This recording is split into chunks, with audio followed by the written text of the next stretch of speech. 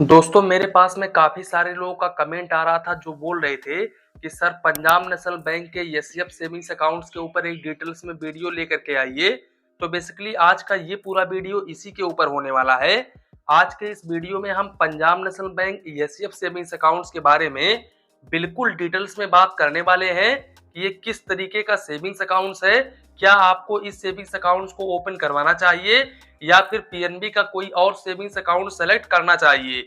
साथ ही साथ इस सेविंग्स अकाउंट्स के ऊपर आपको कौन कौन सा बेनिफिट्स देखने को मिलता है और कौन कौन सा हिडन चार्जेस देना पड़ता है।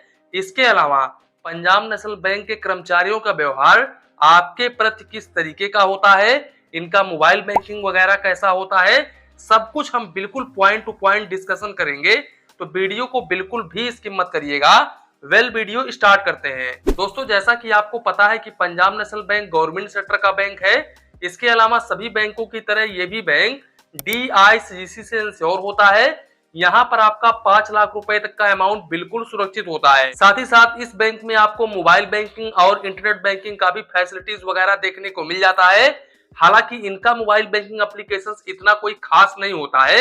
इनके मोबाइल बैंकिंग एप्लीकेशंस में आपको बेसिक फीचर्स वगैरह देखने को मिल जाता है, जैसे कि आप अपने अकाउंट्स का बैलेंस वगैरह चेक कर सकते हैं, स्टेटमेंट वगैरह चेक कर सकते हैं, किसी के पास में फंड वगैरह ट्रांसफर कर सकते हैं, साथ ही साथ बिल पेमेंट वगैरह कर सकते हैं। इस तरह का आप पेमेंट कर सकते हैं इनके मोबाइल बैंकिंग के माध्यम से। दूसरी बात, अगर हम कर्मचारियों के व्यवहार को लेकर के बात करूं, यानी कि पंजाब नेशनल बैंक के कर्मचारियों का व्यवहार आपके प्रति किस तरीके का होता है, तो जैसा कि आपको पता है कि ये गवर्नमेंट बैंक है यानी कि सरकारी बैंक है।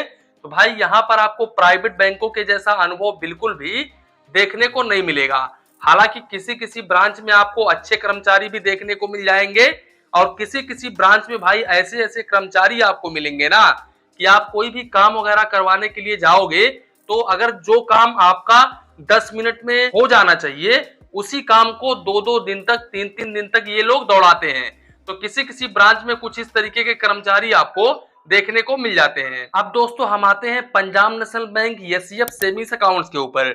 अब देखो एसएफ सेविंग्स अकाउंट्स को डिस्कस करने से पहले हम सबसे पहले पंजाब नेशनल बैंक के इंटरेस्ट रेट को जान लेते हैं कि अगर आप पंजाब नेशनल बैंक में आज के डेट में कोई भी सेविंग्स अकाउंट्स ओपन करते हो तो यहाँ पर पीएनबी आपको कितना इंटरेस्ट रेट प्रोवाइड करता है। तो यहाँ पर आपको 2.50% से लेकर के 4.25% पर एनम तक का इंटरेस्ट रेट प्रोवाइड करता है पीएनबी सेविंग्स अकाउंट्स के ऊपर।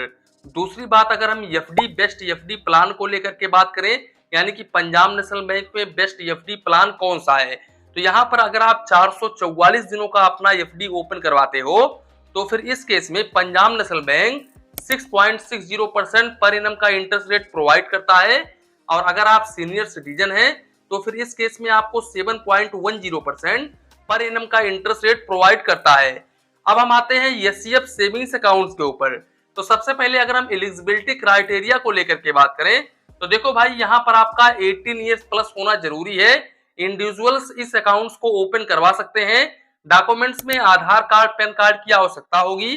आपका 3 फिजिकल फोटो लगेगा और आप किसी भी पंजाब नेशनल बैंक के ब्रांच में जाकर के फॉर्म भर के अपना सेविंग्स अकाउंट बहुत ही इजिली ओपन करवा सकते हैं। हालांकि अकाउंट ओपन करते समय आपको 25,000 रुपए की डिपॉजिट करनी पड़ेगी, तो इस बात का आप जरूर ध्यान रखें। अब देखो ये जो सेविंग्स अकाउंट्स है ना, ये एक स्पेशल सेविंग्स अकाउंट्स है।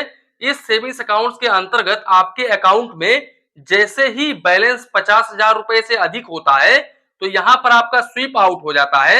यानी कि जैसे कि अगर आपके सेविंग्स अकाउंट्स में आपने अकाउंट ओपन करवा लिया और आप अपने सेविंग्स अकाउंट्स में 55,000 रुपए या फिर 60,000 रुपए अपने अकाउंट्स में रख दिए तो फिर इस केस में 5-5 हजार रुपए करके स्वीप आउट हो जाएगा। यानी कि आपका जो पैसा है वो ऑटोमेटिकली एफडी में चला जाएगा और फिर जो पैसा एफडी में गया हुआ रहेगा वो एफडी के इंटरेस्ट रेट के हिसाब से आपको इंटरेस्ट रेट देखने को मिलेगा। तो ये काफी अच्छी बात है। तो यहाँ पर अगर आपके अकाउंट में 51,000 है या फिर 52,000 है या फिर 53,000 है तो फिर इस केस में स्वीप आउट बिल्कुल भी नहीं होगा। मिनिमम 5,000 रुपए का स्वीप आउट होगा और 50,000 रुपए के ऊपर बैलेंस होने पर। और यहाँ पर ये जो एफडी होता है ना, ये एफडी 46 दिनों से लेकर के 179 दिनों का होता है। अब एफडी के ऊपर जितना आपको इंटरेस्ट रेट देखने को मिलता है जैसे कि यहाँ पर मैं चार्ट वगैरह लगा देता हूँ, हालांकि मैं देख के भी बता देता हूँ कि भाई आपको इंटरेस्ट रेट कितना मिलेगा। यहाँ पर आपको 5% तक का आपको इंटरेस्ट रेट यहाँ पर देखने को मिलेगा। दूसरी बात भाई, यहाँ पर आप चेकबुक वगैरह अगर आप कलेक्शन वगैरह करवाते हैं तो यहाँ पर एक महीने में 2 बार कलेक्शन बिल्कुल फ्री ऑफ कॉस्ट में करा सकते हैं। तीसरी बार करवाते हैं तो फिर इस केस में आपको चार्जेस देना पड़ता है। फॉर एग्जाम्पल, आपका जो सेविंग्स अकाउंट है वो किसी और ब्रांच में है और चेक के माध्यम से किसी दूसरे ब्रांच में आप फंड को ट्रांसफर करवाते हैं 20,000 25,000, तो फिर इस केस में 2 बार आपको चार्जेस नहीं देना पड़ता है, तीसरे बार आपको चार्जेस देना पड़ता है।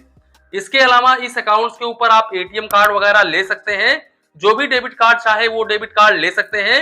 और यहाँ पर देखो, ये जो 25,000 रुपए आप डिपॉजिट करते हो ना, वो ओनली डिपॉजिट ही होता है।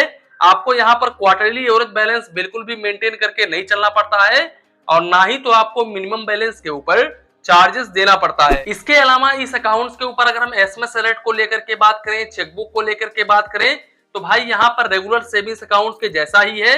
जो आपको फैसिलिटीज रेगुलर सेविंग्स अकाउंट के ऊपर देखने को मिलता है, सेम आपको उतना ही चार्जेस यहाँ पर भी देखने को मिलेगा। इसके अलावा यहाँ पर अगर आप एटीएम कार्ड वगैरह लेते हो तो जो भी डेबिट कार्ड लेते हो उसी डेबिट कार्ड के हिसाब से आपको चार्जेस देना पड़ता है। अब वो डिपेंड करता है कि आप कौन सा डेबिट कार्ड वगैरह लेते हो। ट्रांजैक्शन लिमिट सेम है रेगुलर सेविंग्स अकाउंट के जैसा, यहाँ पर कोई भी चेंजेस नहीं है। तो आप चाहे तो इस सेविंग्स अकाउंट को ओपन करवा सकते हो।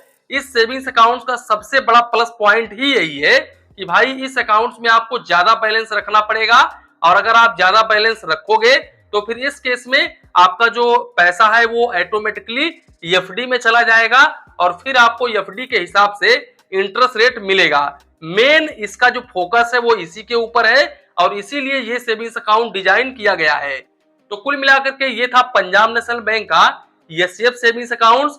इसी के साथ में वीडियो समाप्त करते हैं। वीडियो पसंद आया हो तो प्लीज वीडियो को एक लाइक करिए और अपने चैनल फाइनेंस बैंकिंग को सब्सक्राइब करिए। मन में कुछ डाउट हो, कंफ्यूजन हो तो प्लीज कमेंट करिए। धन्यवाद, मिलते हैं नेक्स्ट वीडियो में।